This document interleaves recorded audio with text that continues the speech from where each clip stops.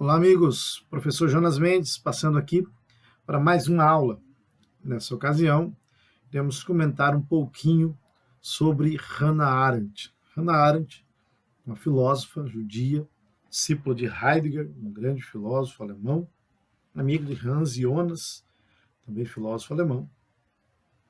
Hannah Arendt, na verdade, escreveu um livro que foi resultado de um julgamento, a qual ela cobriu, inclusive, que foi o julgamento de Eichmann. Okay? Então, o livro que nós vamos estudar, da filósofa Hannah Arendt, é Eichmann em Jerusalém, um relato sobre a banalidade do mal. Okay? Então, Eichmann em Jerusalém, um relato sobre a banalidade do mal. Tá? Esse é o livro que nós vamos estudar.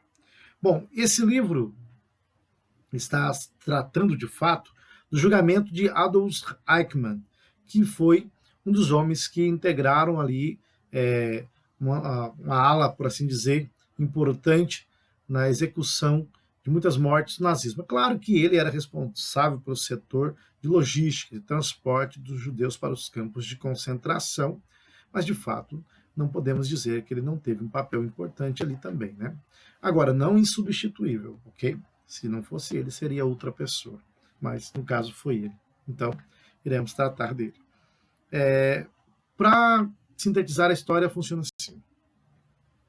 Eichmann, ele era um homem simples, um homem normal, certo? Ele começou a trabalhar, né? Em 1932, ele entrou para o Partido Nazista. Em 1932 ele entra no Partido Nazista e começa a integrar o Partido Nazista.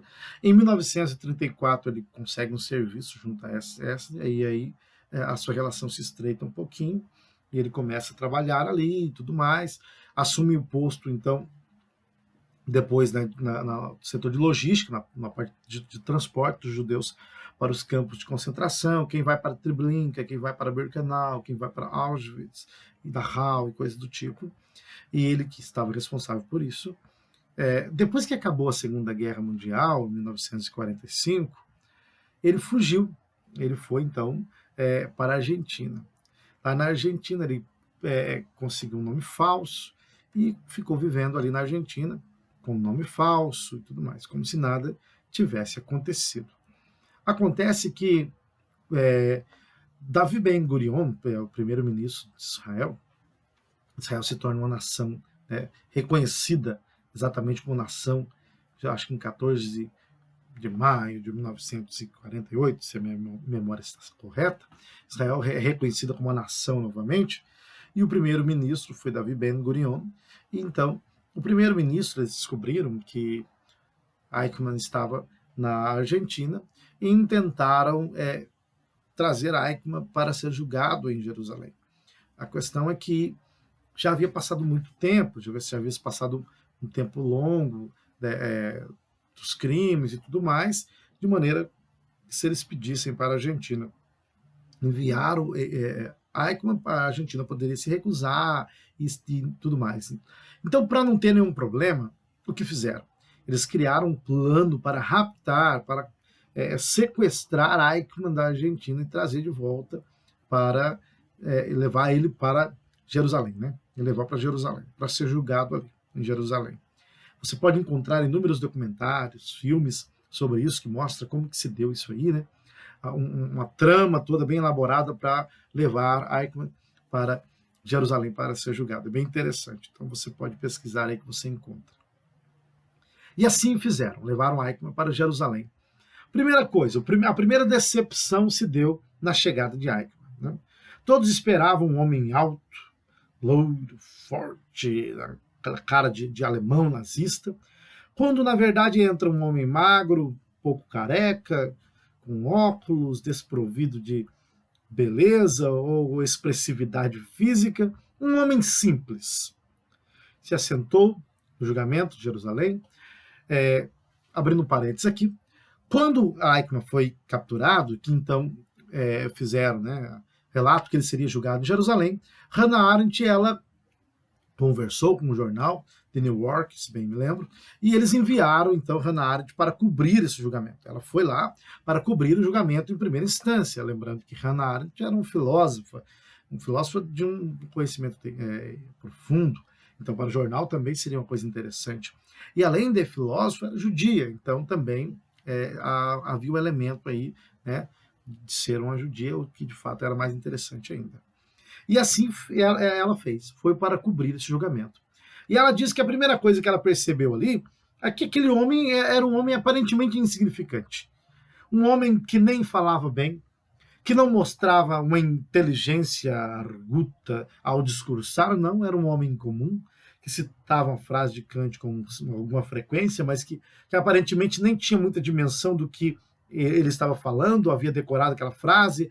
Era um homem que usava clichês com muita frequência, sabe aquelas frases decoradas, frases de efeito, que se aprendia, mas que não sabia de fato o que significava de maneira profunda. Então, Eichmann era esse homem. Um homem que aparentemente não tinha grande expressividade. O julgamento de Jerusalém queria revelar para o mundo um monstro. Eles queriam revelar para o mundo um monstro. Então o julgamento foi todo montado para mostrar para o mundo o monstro que aquele homem era. Porque um homem que comete tal atrocidade, que participa de tal crime, ajuda a matar milhões de pessoas, não é uma pessoa comum, é um monstro. Então o tribunal se organizou para revelar para o mundo o monstro que Eichmann era.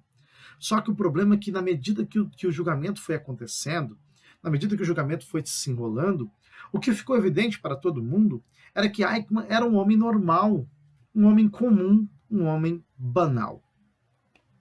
E isso, de fato, era o fator primordial da questão. Porque Eichmann não era um monstro. Por mais que todos ali estavam tentando, os advogados, os promotores, tentando revelar para o mundo um monstro, o que de fato ficou claro a partir do julgamento de Eichmann, que se deu em 1961, o que ficou claro a partir do seu julgamento é que ele era um homem normal, um homem comum, um homem que não possuía grande inteligência intelectual, um homem comum, normal, simples, como qualquer outra pessoa. E isso foi assustador. Porque como um homem comum pôde compactuar com tal atrocidade? Eis a grande questão. E é justamente isso que Hannah Arendt vai mostrar, através do conceito de banalidade do mal. Geralmente, quando nós falamos sobre alguém que comete um mal, né, muito grande, nós logo pensamos, esse é um psicopata, é um monstro, um maníaco, uma pessoa normal, comum, jamais faria isso.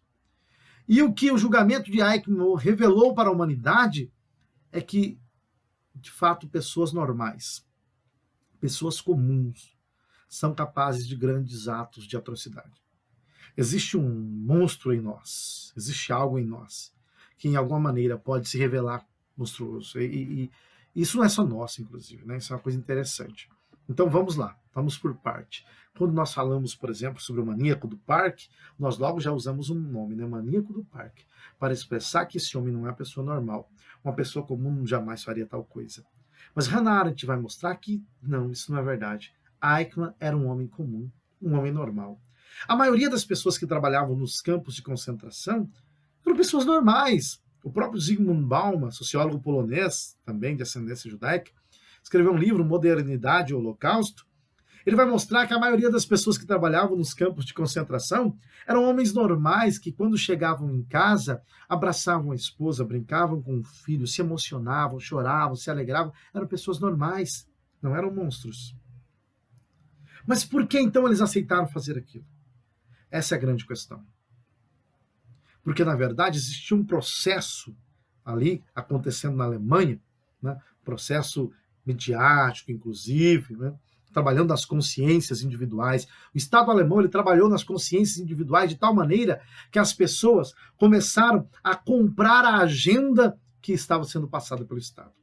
Você percebe algo muito interessante quando você lê Dialética do Esclarecimento, de Theodor Adorno e Max Horkheimer. Você percebe que ali eles falam que o iluminismo tinha uma promessa de libertar os homens dos mitos e das ilusões, né?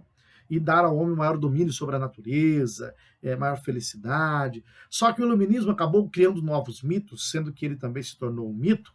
Isso é real.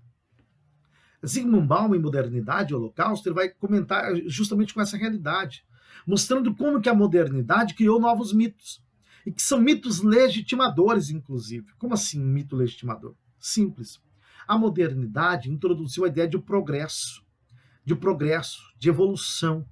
Eles diziam que a humanidade está progredindo, está evoluindo.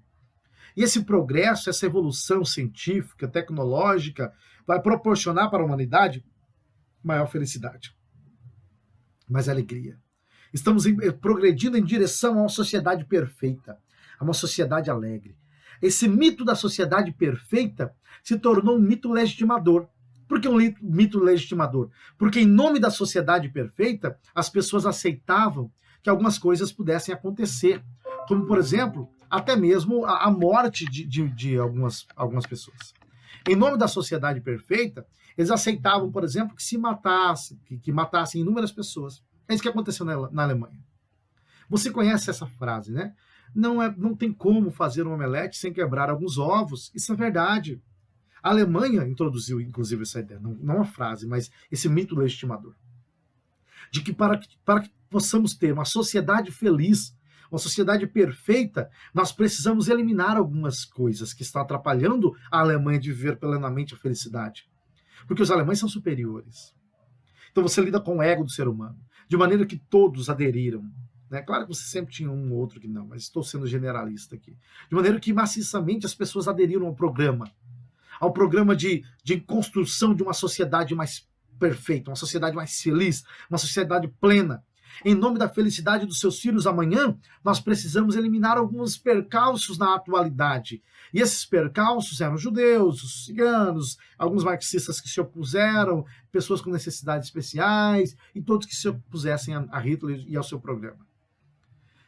As pessoas, de maneira que pessoas normais, pessoas que tinham valores morais, pessoas que tinham princípios, que nunca pegaram em arma, que eram contra a violência, acabaram dando anuência ao programa da Alemanha, em nome de um mito legitimador.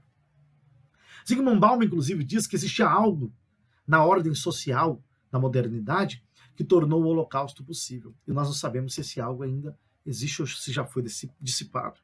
Então essa era a grande questão. Porque o Estado ele tem um poder de trabalhar nas consciências individuais. Principalmente um Estado totalitário como era da Alemanha, o nazismo. O totalitarismo ele suprime as liberdades individuais. Ele promove uma massificação do pensamento, da consciência, de maneira que as liberdades individuais vão sendo suprimidas em nome de uma única maneira de enxergar o mundo, de uma única maneira de pensar. As pessoas começam a pensar do mesmo jeito, e o jeito que elas pensam é o jeito que o Estado quer que elas pensem. Elas começam a enxergar os outros de uma mesma forma, elas começam a agir do mesmo jeito, a padronização dos comportamentos, na mentalidade das pessoas. O totalitarismo, ele suprime as liberdades individuais em nome de uma massificação, de um pensamento coletivo, uma maneira coletiva de enxergar as coisas. De maneira que pessoas que desaprovavam a violência, que eram contra a violência, acabam aderindo àquilo ali em nome de uma ideologia, em nome de um programa estatal, em nome de um futuro melhor, a sociedade perfeita ou qualquer outra coisa mais. Em nome de uma ideologia, pessoas que sempre foram contrárias à violência acabam aceitando, desde que elas não precisem pegar em armas. Outros pegam. Perceba? Por isso que é tão importante estudarmos sobre esse processo de massificação, de formação das consciências, de supressão das liberdades individuais, certo? Porque o regime totalitário é justamente esse tipo de regime. O regime que invade a sua casa, através da sua consciência, e com a mídia forma a sua consciência, faz com que você pense aquilo que eles querem que você pense. Faz com que você se posicione a favor ou contra daquilo que eles querem que você se posicione. Hitler divulgava, por assim dizer, clichês, chavões, né, pelos rádios e coisas do tipo, e toda a massa comprava aquilo. O que Hannah Arendt vai mostrar que Eichmann era um homem normal, um homem comum, que simplesmente estava fazendo o seu trabalho. No julgamento, por exemplo, Eichmann dizia, eu só estava obedecendo ordens, às ordens do Estado. Eu só estava cumprindo a minha função, o meu dever. Eu devia, na verdade, ser coroado, receber uma medalha, porque eu fui um cidadão exemplar, em nome do Estado, em nome do líder, do sistema burocrático moderno, do aparelho estatal. crimes são cometidos e são crimes legais. São crimes que funcionam dentro do ordenamento jurídico, por assim dizer. Entende? Então, ele estava dizendo, eu só estava cumprindo a minha função. Esse era o meu dever. Eu só estava obedecendo. O próprio Eichmann vai dizer no julgamento, eu nunca matei ninguém. Eu nunca matei um judeu ou um não judeu. Nunca tive ódio de judeus. Ele, inclusive, diz, eu tinha uma amante judia. Ele tinha uma amante judia. Ele foi ajudado por uma família de judeus na época, então ele nutria um certo respeito por essa família. É um homem que não tinha raiva de judeus. Teve uma amante judia, um homem que nunca matou ninguém, nunca fez violência. Ele só estava cumprindo ordens. O que há de errado em cumprir ordens do Estado? O que há de errado em querer fazer o seu trabalho com dignidade, por assim dizer, usando a palavra dignidade entre aspas, né? Em fazer o seu trabalho correto, dentro dos termos que são estabelecidos pelos superiores? Bom, aqui nós temos uma questão muito séria, que é a relação entre responsabilidade individual e o ordenamento jurídico ou o aparelho estatal, inclusive. Até onde o Estado pode ir? Até quando devemos obedecer o Estado? Até quando seguir as ordens estatais é importante para o bem-estar de civilização? Isso é importante. Até quando os indivíduos devem ser responsabilizados quando estão cumprindo ordens superiores? No exercício de sua função, até quando o indivíduo deve ser responsabilizado por cumprir aquilo que lhe foi imposto ou estabelecido por uma autoridade? Eichmann dizia, eu nunca matei ninguém. Nunca matei ninguém. Só que Eichmann também disse, mas se recebesse uma ordem para matar o meu pai, eu mataria. Olha só, Hannah Arendt está mostrando que o que aconteceu ali, na verdade, na Alemanha, é justamente o processo de banalização do mal. É a banalidade do mal que se deu ali. O que é isso, banalidade do mal? Não que o mal fosse banal, comum, simples, não. O mal sempre foi o mal, com toda a sua radicalidade. Com todo o horror que há no mal. O mal é o mal e pronto, acabou. Só que para os alemães naquela época, para Eichmann, o mal era uma coisa banal. Se tornou algo inexpressivo. Eles já não enxergavam aquilo como um ato horrendo. O Estado ou a ideologia tem a capacidade de atenuar as consciências individuais a tal ponto de que os indivíduos olhem para um ato que em si é horrendo e não consigam enxergar aquilo como sendo mal mais. Eles dão anuência a isso. Mas aquilo é um ato horrível, mas o indivíduo não consegue mais olhar para aquilo dentro da sua grandiosidade maléfica e não consegue enxergar aquilo como sendo algo mal. O mal se torna banal quando nós olhamos para coisas que são horríveis e achamos que aquilo não é algo tão horrível assim. É a banalidade do mal. Em nome de uma ideologia, muitas vezes o mal é banalizado. O mal continua sendo mal, mas para nós parece que não é. Nós que estamos efetuando. De maneira que em nome de uma ideologia, em nome de um Estado, em nome de um grupo, em nome de um mito, nós cometemos atrocidades terríveis, porque achamos que aquilo não é tão mal assim. Então o mal foi banalizado. O mal foi visto como algo não tão mal assim. Não foi visto em toda a sua radicalidade. É a banalização do mal.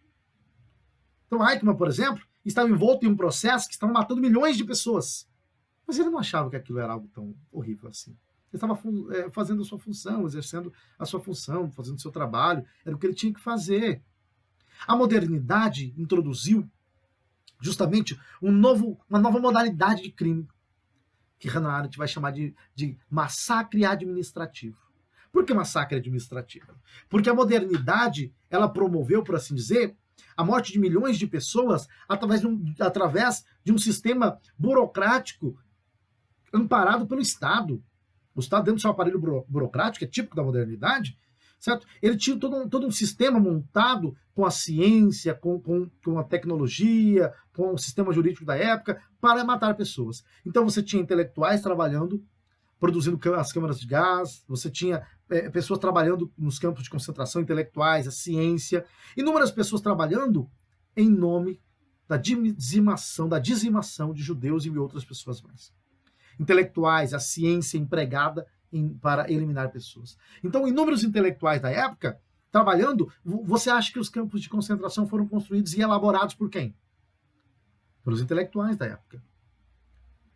Quem estava construindo? Os arquitetos, engenheiros, cientistas físicos, químicos, intelectuais, filósofos deram anuência. O próprio Heidegger se tornou, por assim dizer, assumiu um cargo na universidade, né, na época, né? Ele não se pronunciou depois sobre isso, mas é uma questão interessante.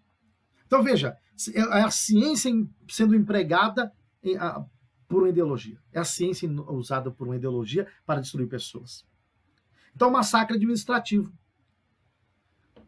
Eichmann, Hannah Arendt vai dizer, é o tipo de criminoso que não suja suas mãos com o sangue das suas vítimas. Ele nunca precisou matar ninguém, não precisou derramar sangue, mas era um criminoso. Ele nunca precisou pegar uma arma, mas era um criminoso. Porque com a simples caneta, ele dava, e com a simples assinatura, decretava a morte de milhões de pessoas. É o massacre administrativo. É a nova modalidade de crime. É o criminoso que não suja as mãos com o sangue das suas vítimas. O que Hannah Arendt vai mostrar é que Eichmann era um homem, ele não era um homem burro. Não. Ele sabia o que estava fazendo. Tinha consciência do que estava fazendo. Só que ele não tinha capacidade de analisar criticamente as consequências de todas as suas ações e as implicações de todas elas. Porque a modernidade, ela atrofiou a racionalidade humana. A modernidade, ela atrofiou a capacidade crítica do ser humano. A modernidade promoveu uma espécie de racionalidade, que é uma racionalidade instrumental, que é uma razão que é um mero instrumento para realizar determinadas ações. Só escolhe os determinados meios para realizar determinados fins. É uma razão instrumental, que não consegue analisar criticamente as consequências daquilo que se está fazendo. Que pensa um pouco naquilo, mas não tem análise crítica das consequências a longo prazo, das implicações lógicas do que se está fazendo. Então era um homem que não conseguia analisar criticamente a longo prazo as consequências de suas ações. Mas que sabia, a partir do que estava fazendo ali, naquele momento, ele sabia o que estava fazendo. Por isso que Hannah Arendt vai considerar que ele era culpado. Só que a modernidade, ela promoveu essa espécie de homens. São homens que atendem, por assim dizer, a uma sociedade mecânica, mecanizada. Sabe, existe uma charge muito, muito interessante que mostra dois homens trabalhando em uma fábrica, e aí o outro diz, olha, hoje é meu último dia de serviço, amanhã eu vou aposentar, amanhã eu estou aposentado já. Eles trabalhavam em uma esteira, onde ia passando objetos, eles iam montando e coisas do tipo. E aí um pergunta para o outro, você aposenta, então amanhã você já está aposentado? Ele disse, sim. E o que você vai fazer amanhã? Ele disse, olha, amanhã eu vou vir aqui no trabalho, no meu primeiro dia de aposentadoria, eu vou vir aqui no trabalho, vou seguir essa esteira, para saber o que eu estive fazendo na minha vida toda. Ou seja, ele estava trabalhando naquela esteira a vida toda, mas ele não sabia o que ele fazia. Com a divisão do trabalho, principalmente na modernidade, com a Revolução Industrial, você tem essa fragmentação maior ainda da atividade. De maneira que o indivíduo foi alienado do produto do seu trabalho. Ele não sabe mais o que faz, ele não se identifica mais no produto do seu trabalho. A questão que Karl Marx já havia salientado. Então, a racionalidade, essa razão, é a razão minguada, uma razão atrofiada. O indivíduo não tem capacidade de refletir criticamente sobre as consequências de suas ações, de maneira que aconteceu o que aconteceu na modernidade. E o Holocausto é um fruto disso. Da tecnocracia moderna. Hannah Arendt vai mostrar, então, que Eichmann ele era um homem comum, um homem normal, mas que um homem comum e um homem normal é capaz de cometer grandes atrocidades, atrocidades terríveis, em nome de uma obediência cega ao Estado. Ele sabia o que estava fazendo ali, mas a fidelidade ao partido, a fidelidade ao seu líder, a fidelidade ao Estado, fez com que ele passasse em cima de qualquer princípio moral, qualquer valor humano, e ajudasse a eliminar milhões de pessoas em nome da obediência. Perceba o quão terrível isso que era. Veja só, Hannah Arendt considerava que ele era culpado. Ele foi condenado à morte, certo? No julgamento de Jerusalém. E ela considerava que ele era culpado. Olha só a sentença que ela deu para ele. E assim, como você apoiou, como se ela estivesse dizendo para ele, olha, você merece a morte. Só que antes de ler a sentença, deixa eu fazer um esclarecimento. Hannah Arendt considerava que Eichmann, de fato, era culpado, que ele tinha que morrer, mas ela considerava que o julgamento em Jerusalém não foi correto. Tá? Ela acreditava que ele não devia ter sido julgado em Jerusalém. Primeiro, porque existiam inúmeros problemas aqui. Os crimes já haviam prescrevido, já haviam sido prescritos, já havia passado muito tempo, né? Inclusive, já havia passado o tempo, extrapolado o tempo, mas tudo bem, porque a Segunda Guerra Mundial aconteceu em 1945, ele vai ser julgado em 1961. Segunda coisa, Israel não era nação na época que aconteceu os crimes. Ela só se tornou nação em 1948. Só teve um ordenamento jurídico, um aparato jurídico, depois de 48. Como que ela vai aplicar uma lei retroativamente para punir? E uma lei não pode ser aplicada retroativamente para punir, só para beneficiar o réu. Então não podia. Porque não há crime, certo? Sem lei. Tá? Sem lei não há crime. Nem pena prevista e coisa do tipo. Então, não podia acontecer. Israel não podia julgar ele. Ok? Porque Israel não era nação na época que os crimes aconteceram. O tempo já havia passado, já há muito tempo, já havia sido passado. Israel não tinha lei na época que os crimes aconteceram para julgar ele, de maneira que Israel está aplicando uma lei criada posteriormente para prejudicar uma pessoa de forma retroativa, então isso não pode acontecer.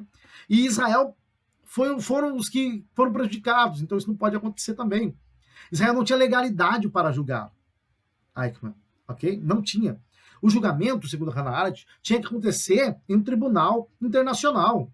Israel, Hannah Arendt diz, devia fazer o seguinte, juntar as provas todas, pegar o réu e levar para um tribunal internacional para que ele fosse julgado em um tribunal internacional.